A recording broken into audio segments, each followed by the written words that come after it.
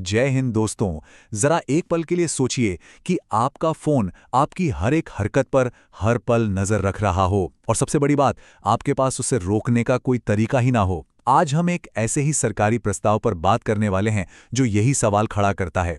क्या सरकार की नजर अब हम सब पर चौबीसों घंटे सातों दिन रहने वाली है?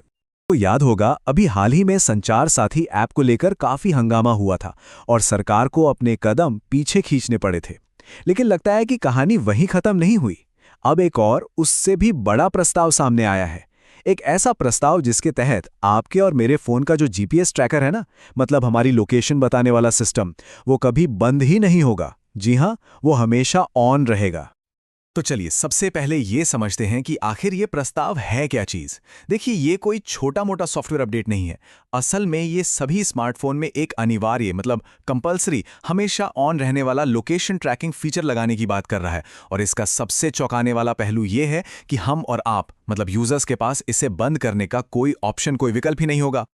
सरकार इस प्रस्ताव पर काफी गंभीरता से सोच विचार कर रही है और मजे की बात यह है कि इसे cellular operators association of India यानी सीओआई का भी पूरा समर्थन मिल रहा है। उनकी मांग है कि एजीपीएस टेक्नोलॉजी को हर डिवाइस में परमानेंटली ऑन रखा जाए। तो अब सवाल ये उठता है कि भाई, ये एजीपीएस आखिर है क्या? इसका पूरा नाम है असिस्टेड ग्लोबल पोजिशनिंग सिस्टम। ये एक ऐसी टेक्नोलॉजी है जो सैटेलाइट सिग्नल और हमारे मोबाइल के सेल्यूलर डेटा दोनों का इस्तेमाल करके हमारी बिल्कुल सटीक पिन पॉइंट लोकेशन बता सकती है। लेकिन जैसा मैंने पहले कहा, इस प्रस्ताव की सबसे ज़्यादा चिंताजनक बात यही है कि इस लोकेशन ट्रैकिंग को बंद करने का कंट्रोल हमारे हाथ में होगा ही नहीं। ज़रा सोच कर देखिए, आप सो रहे हैं, जाग रहे हैं, ऑफिस में हैं या घर पर, आपकी लोकेशन हर पल ट्रैक होती रहेगी। अच्छा, अब जब हम ये समझ गए हैं कि ये प्रस्ताव कितना बड़ा और गंभीर है, तो ये जानना भी जरूरी है कि आखिर सरकार ऐसा करना ही क्यों चाहती है। मतलब, इस तरह के एक बड़े कदम के पक्ष में क्या तर्क दिए जा रहे हैं, चलिए वो भी देख लेते हैं।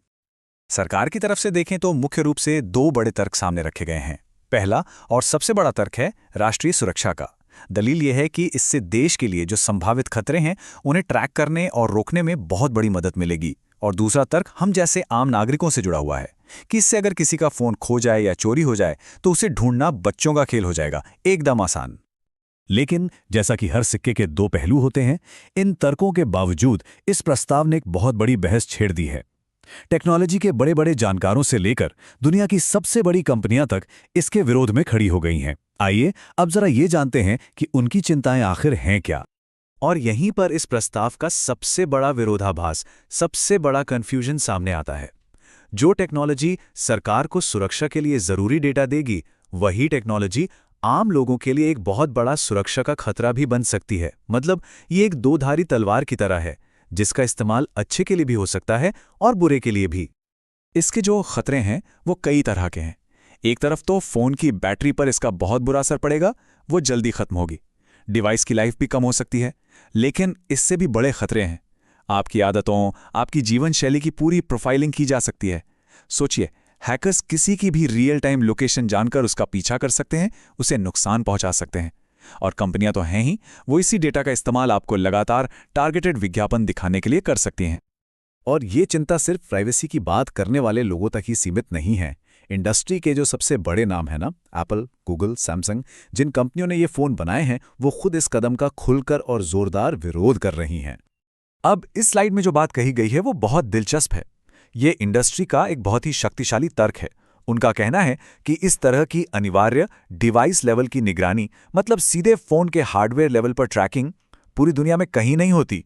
ये अभूतपूर्व है। इसका कोई और उदाहरण किसी और देश में नहीं मिलता। तो ये सारी बहस, ये सारे तर्क और चिंताएं हमें एक बहुत ही बुनियादी और पुराने सवाल पर लाकर खड़ा कर देती हैं। एक तरफ है देश की सुरक्षा और दूसरी तरफ है हमारी अपनी निजता, हमारी व्यक्तिगत स्वतंत्रता। इन दोनों के बीच सही संतुलन आखिर क्या होना चाहिए? और यहीं पर आकर ये पूरा विश्लेषण हमें एक अंतिम और शायद सबसे जरूरी सवाल पर छोड़ जाता है। क्या देश की सुरक्षा और खोए हुए फोन को ढूंढने की सुविधा के लिए अपनी प्राइवेसी की, अपनी आज़ादी की इतनी बड़ी कीमत चुकाना सही है? क्या ये सौदा ठीक है? ये एक ऐसा सवाल है जिसके जवाब के बारे में हम सभी को बहुत गहराई से सोचना होगा। ऐसी ही जानकारी के लिए सब्सक्राइब कीजिए ऑल कैन स्टडी को। Thank you. तो चलिए नेक्स्ट वीडियो पे मिलते हैं।